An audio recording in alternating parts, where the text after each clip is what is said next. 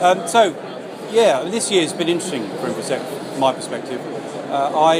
Every year, sometimes you're going to expect the same conversation year in, year out. But this year, absolutely, there's been a real sort of shift.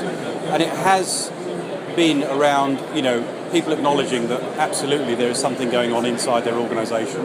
There's a dawning, I think, when I start to talk to people, that you do need to detect it. Absolutely, you need to get, things like analytics is a fantastic technology to detect when something changes inside an organisation. And I think that is a good starting point. And a lot of people are kind of just coming to that.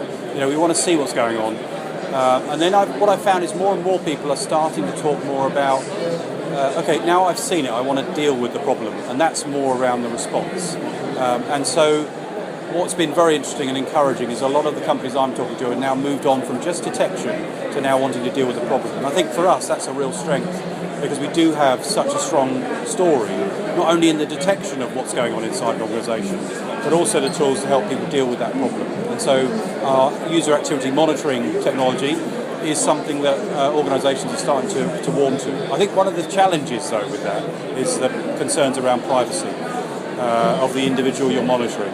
And I love that conversation because we do have a really strong story there in terms of how we can protect the privacy of the employee.